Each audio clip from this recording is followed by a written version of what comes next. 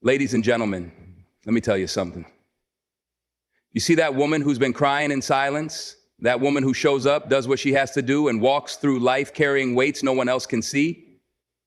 She's not weak. She's not forgotten. She's not broken. Nah, she's chosen. That kind of pain don't go unnoticed by God, because here's what I know. When God is about to bless somebody, when he's about to shift the heavens just to reach down and lift her up, there's a stirring, there's a sign, there are whispers in the soul. And for the woman who has suffered in silence, her time is coming.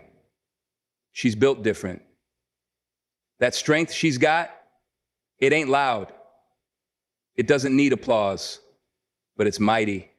It's fire forged in tears, molded by midnight prayers she never told anybody about. And just when she thought she couldn't take one more step, she took two. That's faith. That's endurance. That's divine preparation. People left her. Friends changed up. Family didn't understand. But that wasn't a loss. That was a clearing. Because God doesn't plant his blessings in crowded soil. No, he clears the space. He isolates before he elevates. That loneliness, that wasn't punishment. That was positioning. You ever feel peace when everything's falling apart? That don't make sense to the world. But to her, that's the whisper of heaven saying, hold on, I see you. I'm not done with you yet. And right when she thought no one noticed her pain, somebody came along, a stranger, a friend, someone who didn't even know her story, and they spoke life into her. That ain't coincidence. That's confirmation. The doors that didn't open before, they about to swing wide open. The prayers she forgot she prayed, they're echoing now in heaven, shaking things loose. See, God didn't forget. He was just waiting for the right moment. The moment when the blessing would mean something, and it means more after the silence, after the suffering, after the tears. So to every woman who's been suffering in silence, get ready. You're not being broken, you're being built. You're not being delayed, you're being prepared. God is about to flip the script, rewrite the story, and place a crown where there was once only a burden. And when it happens, oh, it will happen. She won't have to explain herself. She won't have to prove anything, because her life will speak for her. Her rise will be her testimony. And everyone who counted her out, they'll watch in awe.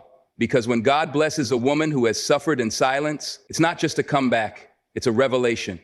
Keep going. Your blessing is closer than you think. There's a kind of strength that doesn't shout. It doesn't walk into a room demanding to be seen. It doesn't show itself through loud speeches or bold gestures.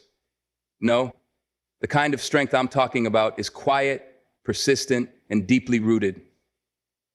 It's the strength of a woman who wakes up every day carrying pain no one else can see and still shows up. It's the strength of a woman who has cried behind closed doors, wiped her own tears, and whispered prayers that seemed to echo into nothing, but still believed, still hoped, still moved forward. This strength doesn't come from comfort. It's born in the fire. It's developed through disappointments, heartbreaks, and silent battles. It's what happens when life knocks her down, and instead of staying there, she gets back up. Not because she has the energy, but because she refuses to quit. It's not pretty, it's not polished, but it's real, it's raw, it's relentless. People might overlook her because she doesn't always speak up. They might assume she's fine because she smiles, but behind that calm exterior is a soul that's wrestled with storms and decided not to drown. She doesn't need validation because her strength is not for show, it's for survival, it's for purpose. That persistence, the ability to keep going when everything inside her wants to stop, that's not weakness, that's divine grit, that's spiritual muscle. That's the kind of strength God sees when the world doesn't, the kind he honors, the kind he builds on. Because when everything around her said break, she chose bend. And when life told her, you're done, she whispered back, not yet. There's a difference between a delay and a denial, but it's easy to forget that when you're stuck in the waiting. When prayers go unanswered and doors remain closed, it can feel like God has said no. But what if the delay isn't a no, it's a not yet? What if the silence is actually strategy? Because timing isn't just important to us, It's everything to God. And sometimes what looks like a setback is actually protection. What feels like rejection is really redirection. A woman who has suffered in silence knows this tension well. She's asked, pleaded, begged for relief, for breakthrough, for change. And when it didn't come right away, she didn't walk away. She waited, even when it hurt, even when it felt like she was being overlooked. But here's the thing, God doesn't ignore pain. He doesn't dismiss faith. He just moves on a timeline that's higher than ours. He sees the whole picture, not just the frame we're standing in. A divine delay is God making sure everything is aligned. He's not just preparing the blessing, he's preparing you to carry it. Because if it came too soon, you might mishandle it. If it came too easy, you might not value it. So he delays, not to punish, but to perfect.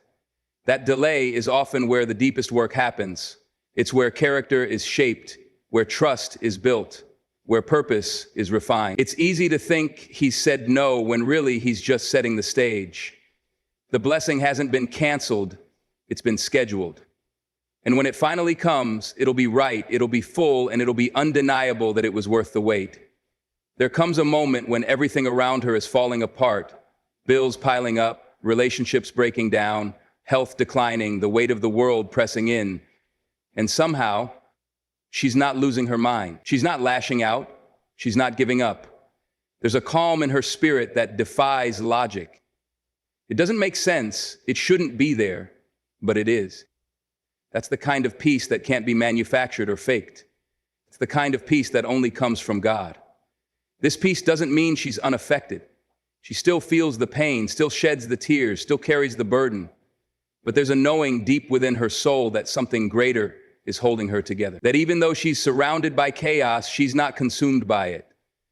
The storm is raging, but it's not shaking her core. She walks through the fire and somehow she's not burned. People look at her and wonder how she's still standing, how she's still smiling, how she hasn't completely fallen apart. And the truth is, she doesn't even fully understand it herself. That unexplainable peace is evidence of something supernatural at work. It's a quiet assurance that says God's got me, even when there's no visible sign that things are getting better. It's the whisper that keeps her going when the noise of life is screaming at her to quit. It's the strength to show up when she has every reason to check out. This peace is not the absence of trouble. It's the presence of God in the middle of it. It doesn't always change the circumstances, but it changes her posture in the middle of them. It keeps her anchored when the waves rise. It holds her steady when everything else is shaking. And that, right there, is how you know God is close. There comes a season when the people who used to call stop calling. The invitations stop coming. The support fades, and the laughter that once surrounded her turns to silence. At first, it feels like loss. It feels like abandonment. She starts asking herself what she did wrong, wondering why the ones she poured into suddenly disappear. But what looks like rejection is often divine protection. What feels like isolation is actually preparation. Because not everyone can go where she's going. God will start removing people from her life, not out of cruelty, but out of mercy. He hears the conversations she doesn't. He sees the intentions behind smiles. He knows what lies in the heart. So when the circle starts to shrink, when the familiar faces fade out, it's not always a punishment, it's a pruning. God is trimming the dead branches so she can grow. He's pulling her away from distractions, from noise, from false comfort, so she can tune in to his voice. The shift in her circle isn't just about who's leaving, it's also about making space for who's coming. New voices, new connections, people aligned with her future, not just her past. People who won't just take from her, but pour into her. People who speak life, not doubt. People who pray for her in private, not just praise her in public. It hurts when the circle changes. It stings when those she trusted turn away. But over time, she begins to see the shift for what it truly is. Sacred, necessary, strategic. Because elevation requires separation. And sometimes, before God blesses her publicly, he has to clear the crowd privately. Not everyone is meant to witness her breakthrough. Only those who can carry the weight of her purpose will remain. She's been walking through life with her head down, doing the right thing when no one was watching, sowing seeds in silence, trusting God in the dark. No applause, no recognition, just faith, just obedience. And then, all of a sudden, doors start opening. Not the ones she was knocking on, not the ones she begged to be let into. These are doors she didn't even know existed. Opportunities that find her, favor that locates her, blessings that come without warning. That's how God works. He opens doors in places she wasn't even looking. It's not because of who she knows, how loud she is, or how many followers she has. It's because of who He is and because she kept showing up when it was hard, kept praying when it was quiet, kept believing when nothing made sense. Those unseen doors begin to swing open because heaven was watching when no one else was. God saw her integrity in private, her sacrifice in secret, and now, in His timing, He's honoring it publicly. What's wild is that these open doors don't just benefit her. They're connected to the purpose she's been carrying. They're about impact, influence, legacy. She doesn't have to chase them because what's meant for her is drawn to the anointing on her life. These doors don't require her to compromise, shrink, or pretend. They are perfectly aligned with who she really is because they were designed with her in mind. People will look and wonder how it all happened so suddenly, but they won't see the years she spent in the hallway, waiting, trusting, building quietly. They won't see the prayers, the tears, the late-night surrender. But God saw it all, and when He opens the door, no one can close it, not even the ones who once tried to keep her out. There comes a moment when she can't quite explain it, but something inside her begins to shift. Nothing on the outside looks different. Same job, same struggle, same silence, but deep in her spirit, there's a stirring, a holy unrest, a sense that something is about to change. It's not anxiety, not fear, it's divine anticipation. Her soul starts leaning forward, her prayers carry more fire, and her hope gets louder than her hurt. That stirring is not random. It's the Spirit of God moving in her, waking up dormant dreams, reigniting buried purpose, and preparing her for what's coming. She may not have the full picture, but something inside her knows it's time to get ready. She starts cleaning out things she once tolerated, mindsets, habits, even people. Not out of bitterness, but because her spirit won't let her settle anymore.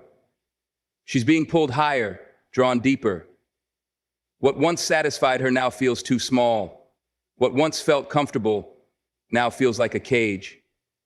That's the sign God is getting ready to elevate her. This stirring can be lonely. Not everyone will understand it. They'll tell her to relax, to be grateful for where she is, but they don't hear what she hears. They don't feel what she feels, because the call on her life isn't ordinary, and neither is the process. That inner stirring is the sound of destiny waking up, of heaven aligning her steps, of purpose pressing against the walls of her current reality. She may not see the blessing yet, but her spirit knows it's coming. She can feel it in the way her faith is stretching, in the way her heart is preparing, in the way her soul refuses to settle. That stirring is sacred. It's God's way of whispering, I'm not finished with you yet. Sometimes when she begins to doubt what God whispered in the quiet, when the weight gets heavy and the weight feels endless, He sends confirmation through others. Not just anyone, but people who don't even know her full story. Strangers, acquaintances, even unexpected voices suddenly start speaking life that echoes exactly what her spirit has been holding on to. It's like God uses their mouths to remind her that He hasn't forgotten, that what she felt was real, and that the promise is still alive. These confirmations don't come from seeking attention or validation. They show up in the most ordinary moments. A message, a sermon, a conversation out of nowhere. And yet, the words land so perfectly, so precisely, it's impossible to ignore. She hears someone speak directly to the situation she hasn't shared with anyone. They touch the very area she's been wrestling with in prayer. And in that moment, something inside her lifts, her strength returns, her faith rises. God knows when she needs it most, when she's right on the edge of letting go, when her silence has started to feel like abandonment. That's when He speaks through others, not to give her a new word, but to confirm the one He already gave her, to remind her that she's not crazy for believing, not foolish for hoping, not weak for waiting. Confirmation through others is never about hype, it's about alignment. It's heaven nodding through human voices. It's divine reassurance that what she's walking through has purpose, that what she's believing for is on the way, and that she's not walking alone. Every time someone speaks into her situation without even knowing it, it's a reminder that God is orchestrating the details. He's involved, he's listening, and he's speaking right when she needs to hear it most. There was a season where she felt tucked away, overlooked, even forgotten. No spotlight, no stage, just silence. The phone stopped ringing, the support vanished, and the people she thought would always be there suddenly weren't. She questioned her worth, her voice, her very purpose. That isolation wasn't random, it was sacred. It was God pulling her into the shadows, not to punish her, but to protect and prepare her. Because before he elevates, he separates. In that place of solitude, she learned how to stand without applause. She discovered the strength in her own voice, the depth of her own prayers, the raw beauty of her own presence. The world may not have seen her, but heaven did. And while she felt invisible, God was refining her, burning away the fear, molding the vision, stretching her faith. That quiet season became holy ground, where the noise of people faded so she could finally hear the whisper of God. And then, just when she made peace with being hidden, elevation started to unfold. Not through her own striving, but through doors she didn't open, favor she didn't manufacture, and timing she couldn't have predicted. Suddenly, the very gifts she questioned became the answer someone else needed. The oil on her life, pressed out through pain, tears, and surrender, began to flow publicly. Elevation after isolation doesn't look like ego. It looks like assignment. It's not about being seen, it's about being positioned. Positioned to impact, positioned to lead, positioned to shine light in dark places. What looked like a setback was a setup. The isolation wasn't a prison, it was a preparation room. And now she's walking out of that room, not the same woman who walked in, but a vessel ready to carry the blessing, the calling, and the weight of divine purpose.